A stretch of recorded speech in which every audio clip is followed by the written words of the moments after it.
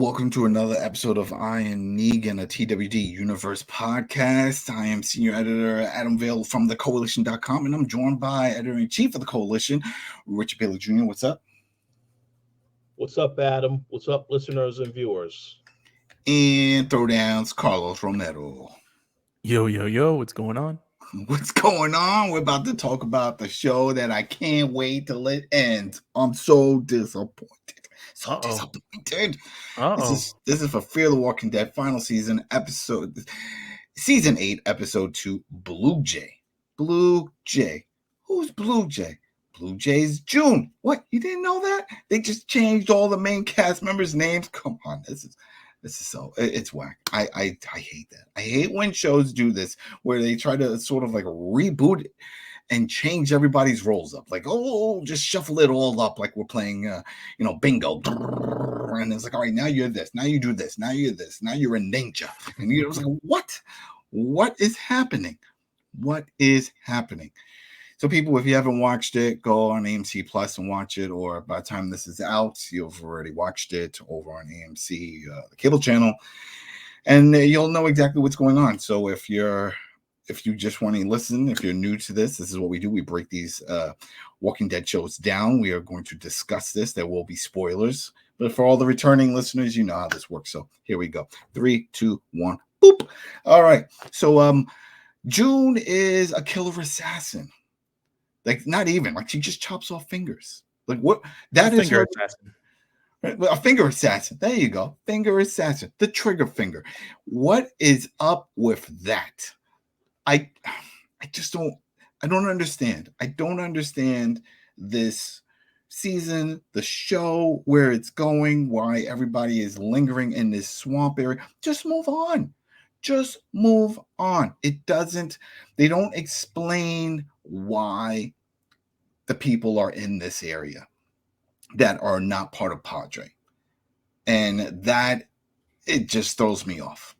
The whole thing just throws me off because where the opening scene is with June and we see her almost like a Rambo type situation, gearing up. She's got a rifle, he's got the scope, a knife, and this, her toolkit, all this stuff. I'm like, all right, where you going? She's going to go fight the good fight, right? Well, not really. She has a walkie, right? And she's listening in and she hears whenever PADRE is sending out their collectors, that's what they're called, to go out there and find kids in the swamp again. Where is this? Show me the community that is infested with kids that you can go and gather up to bring to PADRE. Because I understand if there's like a big city and stuff, like, it makes sense. This is a swamp. Every scene is just looking around, just swamp. I don't see communities. I don't see tons of people. It just doesn't make any sense, but whatever. So she's looking down the scope. We see a little boat go by. She scopes, boop, boop, boop. She picks the guy off. She then gets onto the boat, and you see her whip out her tools. She's going to do some surgery, and she chops off the trigger fingers. So this is June's life goal now, chopping off trigger fingers for these collectors. And what she tells later on is so they don't hurt anyone anymore. So does this make sense, Carlos? Does this make sense to you? I will say this. That's actually one of the parts that I liked about this episode. Just the fact that, because when I saw June, I'm like, oh, someone I do recognize, because I remember she was with Mr. Cowboy back in the day. Yeah, John. She was a nurse. So I instantly I remembered her, and I'm like, oh, so June, and obviously it's June. And I was like, what the hell's going on? The only thing that's sort of I'm still not with is just the whole confusion about the time skip, about where everyone is. Obviously, we're finding out as the story moves along what they've been doing and what's been their motivation since we've last seen them.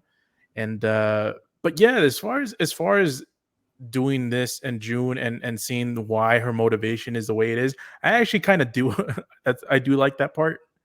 Well, Carlos, I'll tell you this much: this is a thing that they do on Fear every season. They always do this where they divide everybody up and throw them in different locations.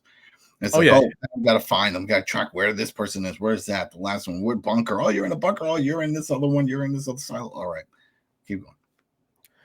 Yeah, so it is it is something that I actually do like. I do understand your sort of complaints about what they always do, because that's something that I do remember about Fear. They always kind of do that as well. And actually, I don't like that they've been separated this long. They did this in The Walking Dead proper. Getting all these characters, split them up. It's the last season. It's the last couple of episodes, and we're like, all right, we have to tidy this up before so we can have this cohesion with the group. And the group at the end is what matters the most. So hopefully, and I think in the previews they showed sort of more consolidations of the crew. But hopefully they're able to do that. But yeah, as far as the June part and the June part alone, I do like that. There's some stuff about this episode that I really didn't like. The June stuff I actually do really appreciate. So, Rich.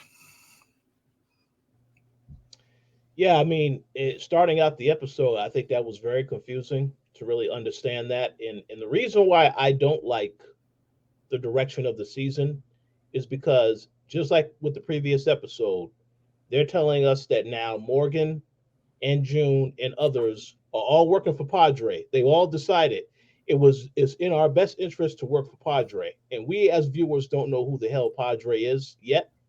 But I kind of think that's a cop-out to just say things got so bad, time passed, and now everybody is working for the enemy. Obviously, Blue Jay isn't anymore, but yeah, it's just I don't like that angle that they're approaching the storytelling.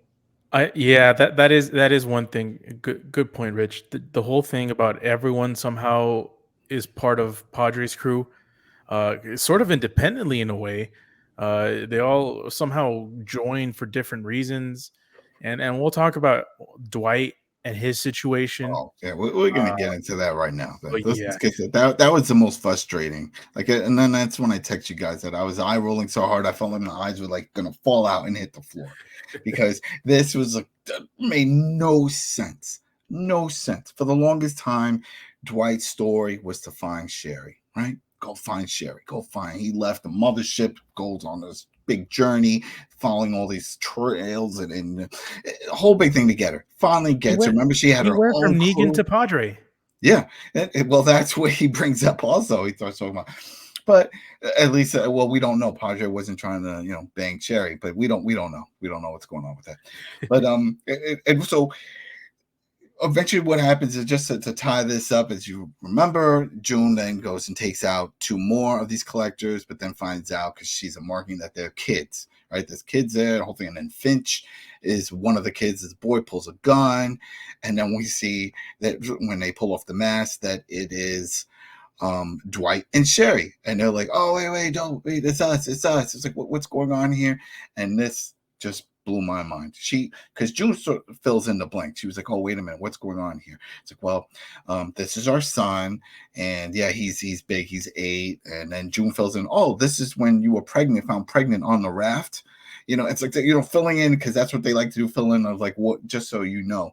And so, but you can't be with your kid. They divide families up. No happiness in Padre. And it's like, oh yeah, but I got reassigned, and then even that made no sense. But then also the fact that it turns out that Dwight and Sherry haven't seen each other in 8 years, because he was like, well, I was over here doing something else and, doing collecting and stuff like that. So, but when I heard that my son was sick, we had to go and get treatment. None of that makes sense.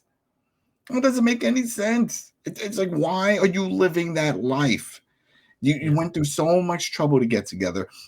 Last season, we saw they reunited. They confessed their love. They did the whole thing. They're like, yeah, we're going to be together. And then to hear this, that they were divided this whole time, and that they had a child, and they just let Padre take. No. And it's pretty much the same thing that they did with Morgan. With the whole child thing. Yeah. Their parents are part of the crew. Yes. They've been in the weeds. They've been working on their Padre, and now, at the exact same time that Morgan came to the realization, they came to the realization, oh, now we don't want this. That's and then, well, that didn't even happen until later in this episode. They were still like, "Oh no, we're going to go and we're going to get things done, Padre, and all this stuff." It's like, "Oh," and then the kid doesn't even know. It's like, "What do you mean? What are you saying?" It's like, "Oh, don't tell the kid that we're the parents." Oh no, and it's like, "Yeah, June, you could perform the surgery. You could do this." And then we see that she had this whole, and it was kind of cool to set up with, they were doing all these experiments on a train and a train car, and this is all linked to Padre, and this is why June originally started. Apparently, we find out that she created this project with Shriek. I was going to say Shriek, and their whole thing was to try to find a cure, because apparently they found someone that was infected that didn't turn. And so they're doing like an Ellie type from The Last of Us testing. And I clearly, once I said it, I was like, oh, this is why we're keeping Madison alive. This is why they keep taking blood samples, because of that. She has to be the one that got bit and hasn't turned. So they're using her blood and mixing and trying to come up with an antidote. And so, wait, was that confirmed, or is that just you? No, this is what I'm putting together. This is because remember from the last episode when they said, "No, Madison, we still need you." And remember, even when Morgan was like, "What are they doing with you?" She's like, "They take blood out every day or whatever. They're taking blood from me." She doesn't say why though. So then once June explains to Dwight and Sherry when they take a look and they find the book of all the crazy looking bodies and stuff, and there's some walkers all tied up, and then there's another car full of walkers. It's just people that had converted that they couldn't save. Then I start putting two together, because she says that there was the reason why she does this because Padre found somebody that got infected and never turned. I was like, oh, there you go. This is it. This makes perfect sense now. Now I see what's going on here. And so she was like, well, this is it. But I found that there was no point to it, and I was tired of it, and they want me to keep doing it. And so I ran off, and now I chop off fingers. That's what I do. I hang around this part of the swamp and chop off fingers. So that is what threw me off. So before I go any further, what did you think of the introduction of and the backstory explaining Sherry, Dwight, Finch, and that whole, oh, we're together, but we gave up our kid and we still work for Padre?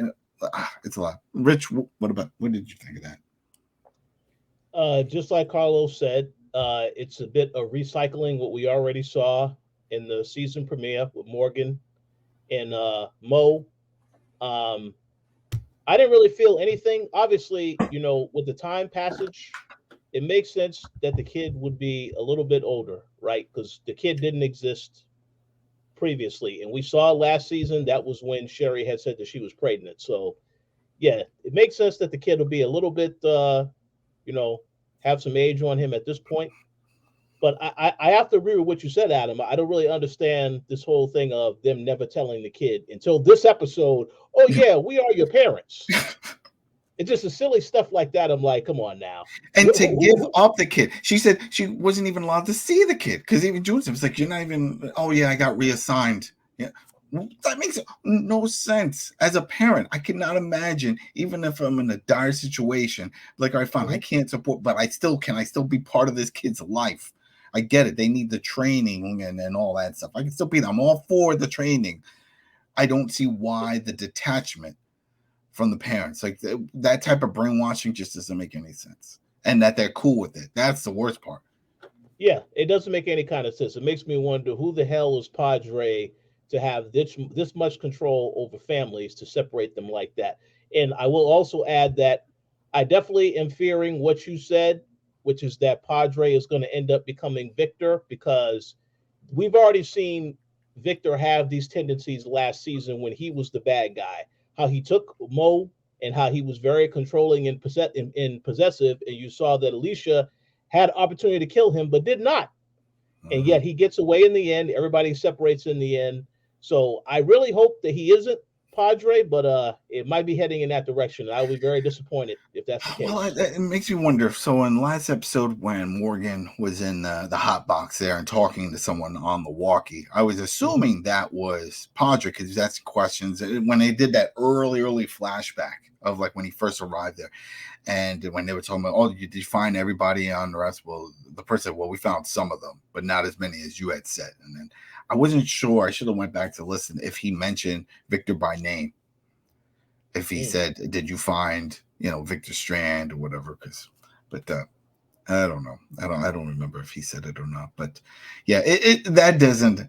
This didn't work for me. This was try to link them together, and with the kid and all this stuff, and like, oh, he's got an illness. What was it? He had a pancreas or something's going on. Yeah. And appendicitis. Yeah, that's it. Yeah, and appendicitis, and it was like, oh, you can just do this. It would just help him out, and then we can send him back. And it's during that point where they start talking amongst themselves. Sherry and Dwight was like, maybe we could be a family again. Yeah, let's do that. Let's be a family. Oh, what? It's just so frustrating. And before we go over it, past that, there was that other scene with what's his name? Carlos, you remembered him, Andre or whatever. The one person, was that his name? That found Adrian June. Or Anthony. He had a really generic name. Yeah. El Generico walks into the cabin of where June was hiding out, and it was just, I knew it was going to be part of something. There was going to be a big picture. I was like, well, this is probably the guy that dies, right? You introduce someone just so they can die at the end.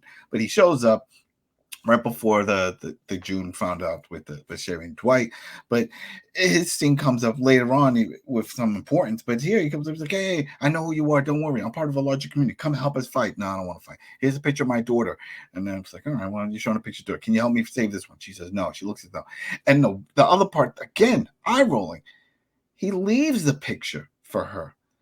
Who does that? You don't have cameras. You don't have electricity. You live out in the woods and cameras. This is the only picture. iPhone. This is the only picture of your kid. And you're going to leave her with this stranger? Made no sense. That was upsetting. And I was like, you know what? They're doing this probably for us, the viewers, because maybe we will see that child. And then they'll be like, hey, remember, we gave you the picture. You, the viewer, here's a picture. Look, match it. And so I was like, or maybe that's why. Because story-wise, as a parent, again, I wouldn't do that. If I'm recruiting, just think about it. If you were in his situation, I'm trying to recruit this badass. Hey, this kid? Can you help me find it? No. This picture goes back in my pocket. I don't leave it with the person. It's dumb. But whatever. So then now we get to the part where she's about to perform the surgery, and then the said guy shows up, and there's a little shot fired and stuff because he's just thinking that they're doing something horrible to this kid. And it turns out that no, they explain the situation. We're not doing anything bad. We're trying to help. This is our kid, blah, blah, blah. But he took a shot at the equipment, loses power. But she says there is a way to get, June says that to get power back, you just have to go all the way to the other end of the train. So clearly they can't go through the train because it's got full of walkers.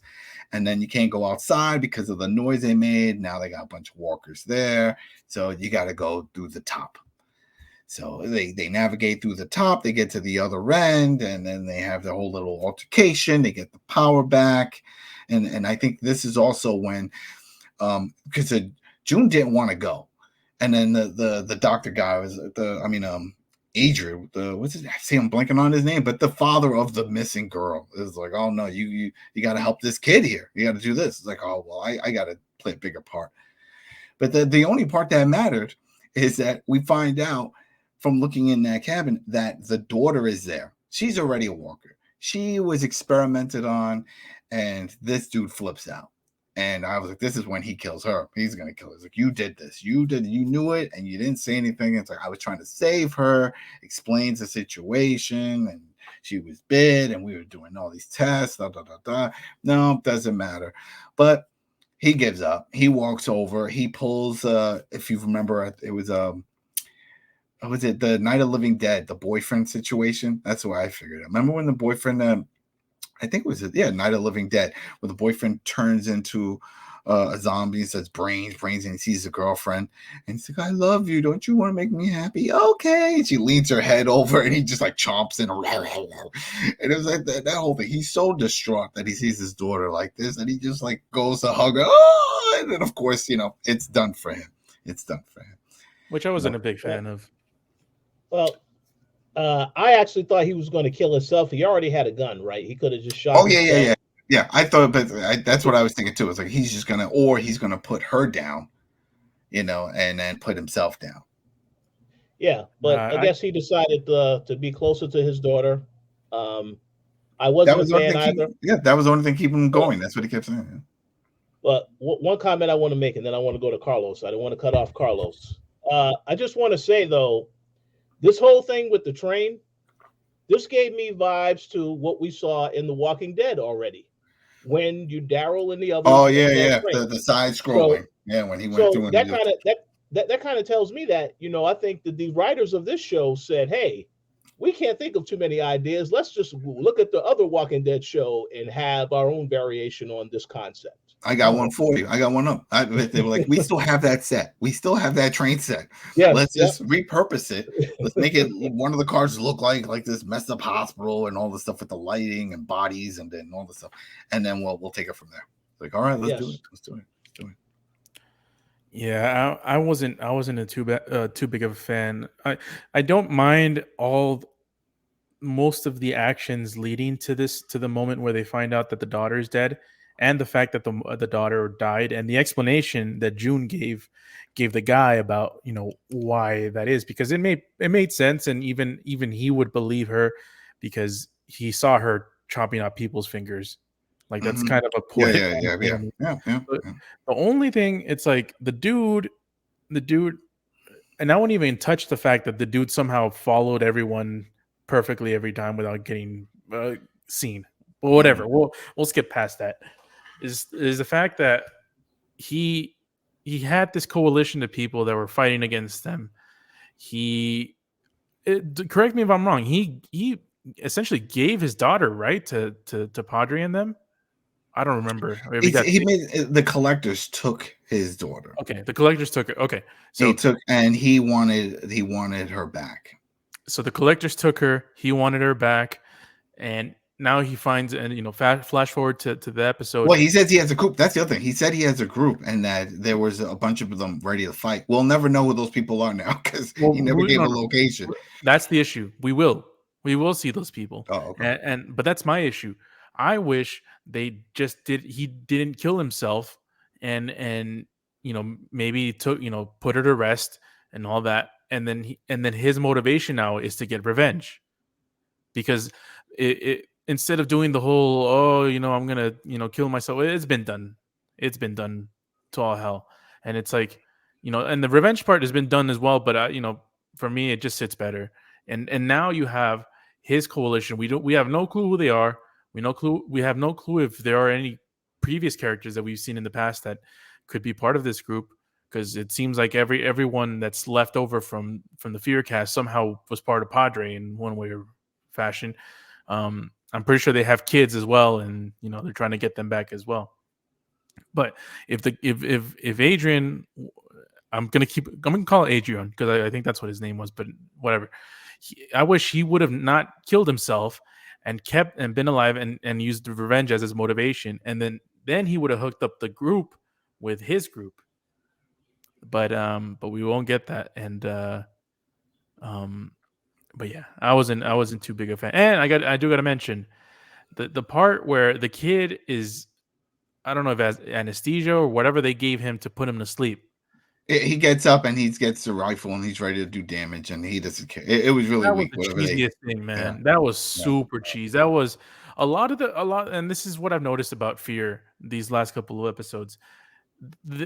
A lot of Fear is sort of produced like one of those daytime TV shows.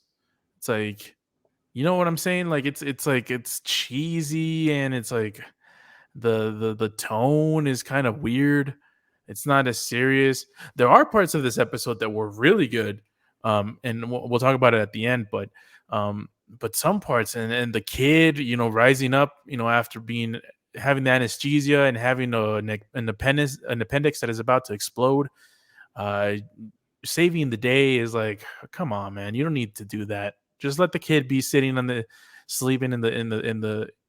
surgery room and let everyone else do what they're supposed to do. Well, on topic of the kid, now he has two problems. That kid has two problems going on right now, because then he goes back down, and then Shriek shows up, and this sounds like that she was really the right hand for June, because then this is all discovered that it wasn't just PADRE and the whole thing. This and Shriek wasn't the mastermind. It was June. June is the one that put this into motion and all this stuff, and then abandoned the project. And when Shriek shows up with the soldiers and all this stuff, like, no, we need you to get back to work. We need this to be done. And I knew it was you that was doing all this stuff with the collectors once they started seeing the missing fingers because they were too well cut, and it just made more sense. And who else is running around with scalpels and stuff in the swamp? So there goes that. And which is funny that they didn't think at any point to go and investigate that area and just send somebody out to scope out the train, because then June eventually will show up for supplies because it's full of it. But she says, "Yep, you got to do this." It's like, "No, I'm not doing it. I'm not going back to that. This isn't happening." And they're like, "All right, well, I'm gonna give you motivation." And then she grabs the head. I don't remember if she cut the head off or if the head was already severed from the daughter from the dad that just turned. But she grabs the head, she lifts it up, and she starts putting it closer and closer to Finch. And then Sherry and Dwight screaming, everyone's screaming, the whole thing's like June. She's just like, stone face, like whatever. And sure enough, she does it, puts it right next to him, and he gets bit. And it's like, there you go. There's your motivation. You have to save this kid. You have to save it. So the kid has two problems. He's got his appendix issue, and then now he's infected. And that was very dumb because, as we know from just Walking Dead universe in general, depending on where you were bit is how fast you can turn. Where he was bit on the upper part, he's going to turn quick. It's not like it was a bit on the wrist where you can just cut the hand off or something. Doesn't make sense. How is she going to create an antidote like this? It's not happening. It's not happening. So I don't understand that. Rich? I want to comment and say I also agree that was very dumb because there is no cure for the virus. So the kid is dead. And then, of course, after that, you hear Dwight said, "Oh, I'm going to kill you." Yeah. How you going to do that, Dwight? They got you in custody now with Sherry. So I don't know how you're going to do that. But then let me also add on to the other part. Now you need to, she tells June, "Oh, yeah, now you need to resolve this problem. But wait a second. I'm going to do you one better, and I'm going to cut off one of your fingers." So obviously, Oh yeah, I would think you need all your fingers to, you're messing around with all these supplies and stuff. And I understand why they did that because they wanted to give motivation. They had to do a call back to what June was doing to all the other people. So I understand why they did that, but I just didn't get that now. But I'm curious to hear what Carlos thinks, though, because Carlos did say that. There was some good parts about this episode, so yeah, go into the good parts, Carlos. Let's do this. It's more of a good part. I liked when Shriek or Shrek or Shreef or whatever her name is, when she took the head and put it in the thing and chewed on the kid. That's the kind of gruesome kind of, like, those are the good stakes for you to get. Oh, it was dark. It was dark. It was definitely dark. Yeah. It was definitely one of the darker moments for the franchise in a whole, not just what we're seeing recently. It was dark, but so they should have. Go ahead. So that's something that I do appreciate that they did. I do agree with Rich. I don't know why they chopped her finger off. They want to do the symbolism part, but you're talking about the doctor that needs all her fingers to do surgeries, to experiment, to do all that stuff. I do feel like it was kind of dumb. And also, I do got to mention this. So they put the head on the thing. It's lowering little by little on the little kid. The parents are yelling and screaming. Was June just supposed to say, "Okay, I'll do it.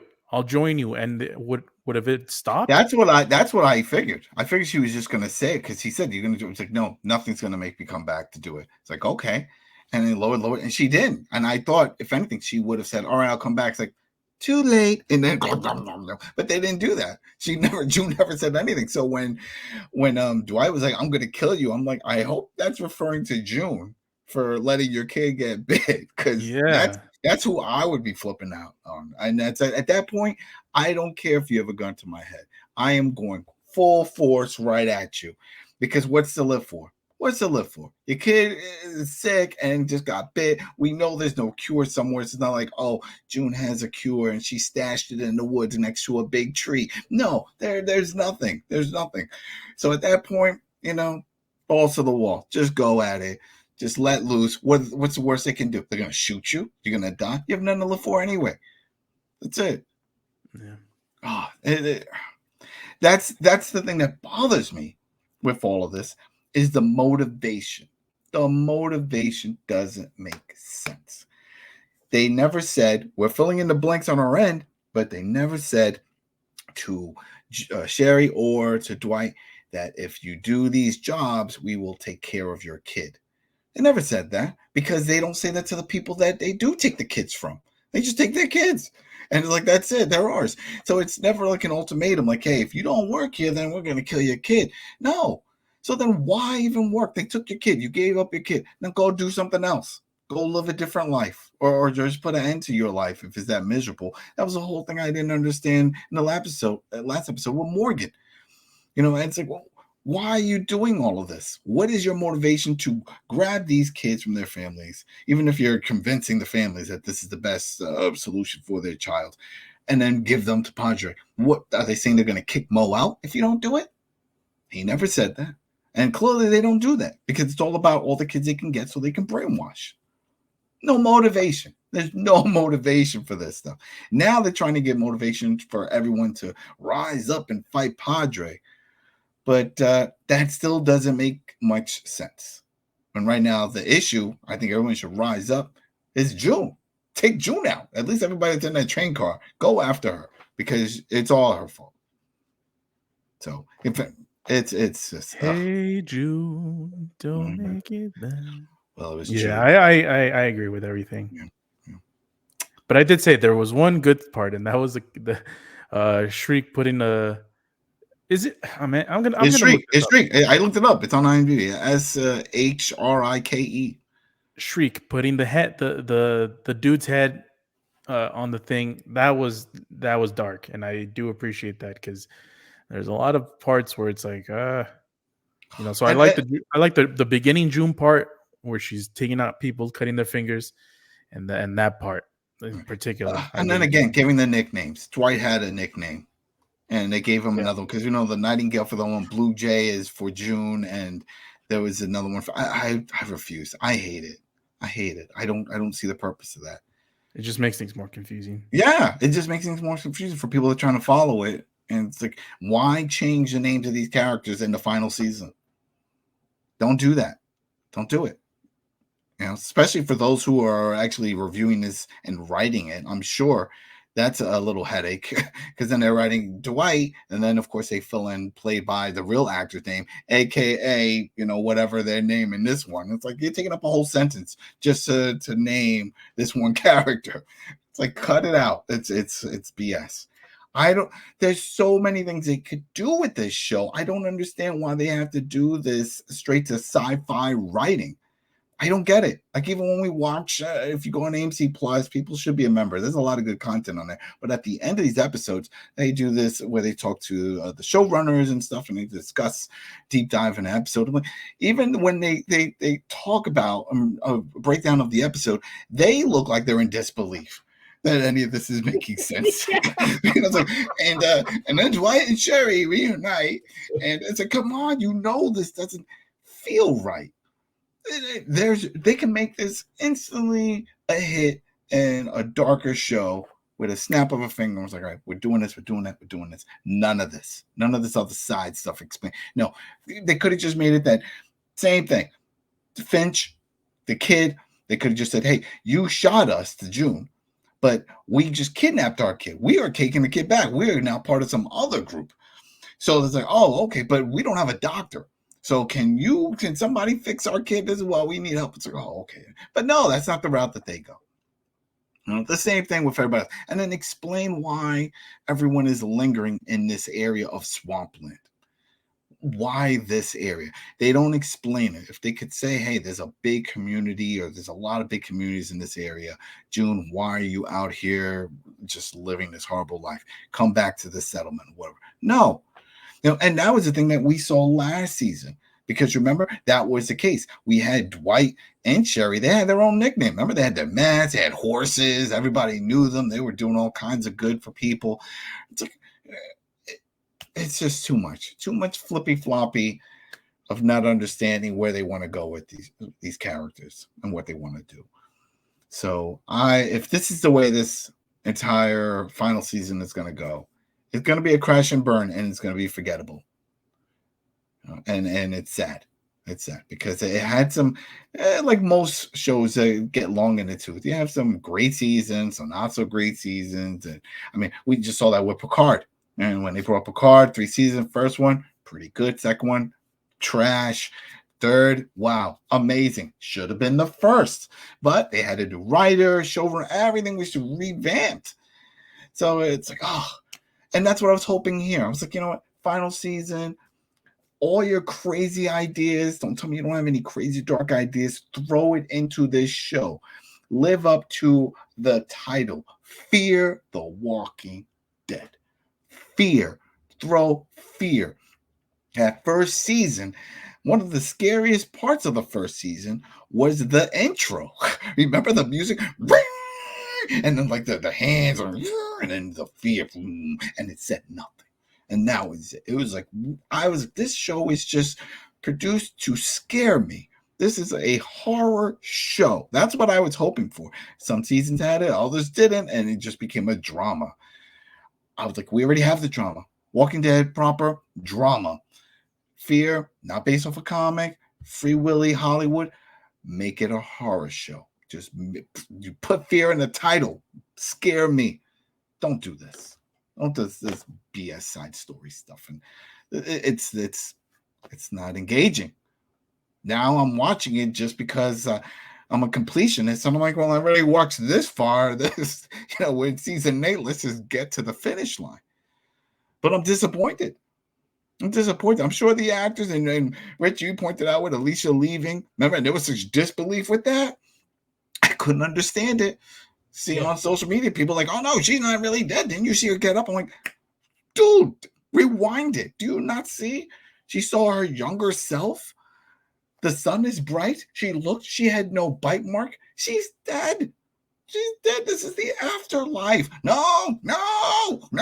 And then sure enough, she's gone. She's doing bigger, better things out in Hollywood. So come on now, people. Wake up. So I just hope things get better. I don't think they will. If this is how they're going to reintroduce all the characters, that they all now have kids and they're all in PADRE, and this is just going back to take the kids. And I swear, if Victor is PADRE and some weird thing happened where there was a PADRE, but he killed him, and now no one knows what he looks like, so he can take over that role, I'm just going to be so heartbroken because it's sad. It's sad. So anything else you guys want to say about this episode before we wrap it up? Not really. We pretty much covered all the important stuff. There was a Morgan portion of the episode where he escaped. Oh yeah, that's right. The truck. Yeah. So yeah. I mean, there's nothing much more to that than just he just escaped, but he got helped. Yeah, and where is he going? Because he said he wasn't even part of a group. He's just been out there living in that little boathouse in the swamp. So we'll see what that leads to. The previews show sort of a little bit more like they're gearing towards action. So hopefully it's an improvement. But I do agree there's a lot of stuff about this episode that just didn't make sense. I wasn't too happy with. There are a few things that I actually did like, but overall it was kind of just more of a mediocre episode for me. But yeah, that's pretty much it. I keep trying to think, and I always try to think positive, and like, how can they fix this? What I can expect to make this better? I can't, because the overarching story of PADRE collecting kids, grooming them, doesn't do anything for me. Doesn't make sense, because it's like, all right, you're grooming these kids to fight walkers. To do what? Yes. Are they just going to be an army to kill walkers?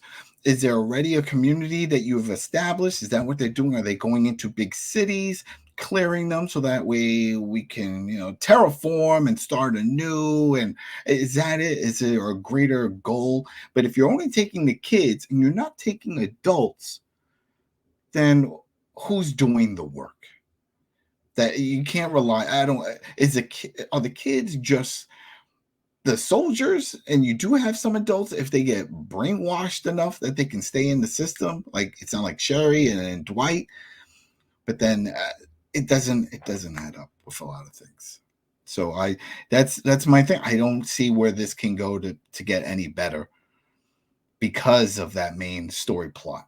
That it's just PADRE, because originally, for those who don't know, like, I just tuned in right now. I don't know what the hell you're talking about, PADRE.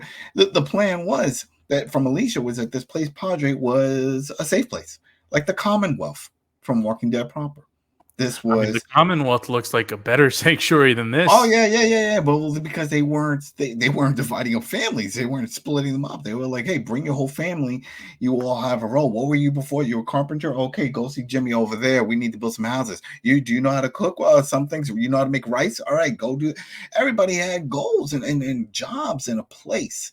Here, it doesn't seem like that. It's like the only thing that they need is your kid. That also, I mean, if they want to make this dark, then they can go the route of Mad Max.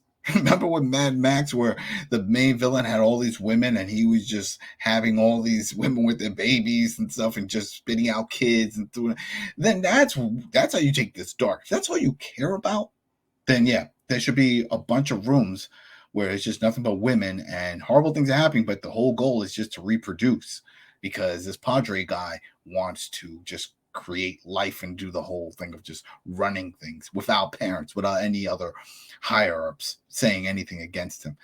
Go in that route. But here, it doesn't, that's not there. They didn't want to go that dark, fine. But then it doesn't make sense that with the setting that you're in these swamp areas and there's plenty of kids to pluck from these communities to bring to PADRE. That doesn't work. Doesn't make sense. Doesn't make sense.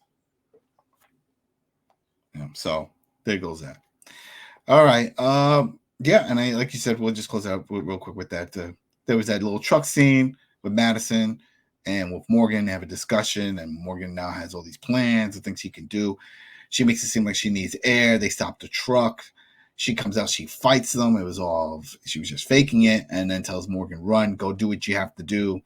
Go do." And he just takes off. It's like, okay. So then that's it. So we just have to assume he knows what he's going to do. He has supplies somewhere, whatever. Maybe there is a group that he's familiar with. And, yeah, then he'll go in and fight PADRE and try to get Mo back. But it doesn't really seem like there's a purpose for that. Because I think she was perfectly fine with going back there. And that's it. What's going on here? But we'll see. There's only a few episodes. There's 6 episodes. Well, now we have 4 left for this one. And then we have that break. And we have Dead City that's coming in. And I guarantee people that is better writing. That's all I'm going to say. It's better writing, better story, more engaging story that you'll want to check out. So I'm hopeful for that. And I can't wait till we can start talking about that because this is sinking fast. Just like Morgan's houseboat. It's just all the walkers are just pulling it down, and it's just and this will go under the radar of like to the point when people many years later start talking about Walking Dead spin-offs, and they're like, yeah, but wasn't there that Fear the No, we don't talk about that one. Just like we don't talk about World Beyond. We don't talk about that. All right, people. Thanks again for tuning in over on iTunes, Spotify, the Koalition, the YouTube. Thanks for the follows and the support. That's always great. If you have any questions, go ahead on YouTube, leave the comments, discussions, and your theories. You think it's going to get any better? Can you see this getting any better? What would you do to make this better? That's always good because everybody always says, well, I want to hear it. And then we'll bring it up on the next show. We'll just figure it out and see if we could all put this together and see if this is going to end well for anyone. And I saw some other Reddits and stuff. I'm like, oh, well, maybe we're going to see some other characters from Walking Dead proper. Maybe it's possible. from one of these other outside groups. We could see some people pop up from the Commonwealth to come and help and say, hey, PADRE took some of our kids too. It's very possible, because from what we understand, that group, Commonwealth group, does not link in any way with any of the other spin-offs that are planned. So Ezekiel, who's now the ruler over there, it's possible. Anything's possible. All right, everybody. Have a good week. And we'll be back next weekend for episode 3 of Fear the Walking Dead last season. Peace. Peace.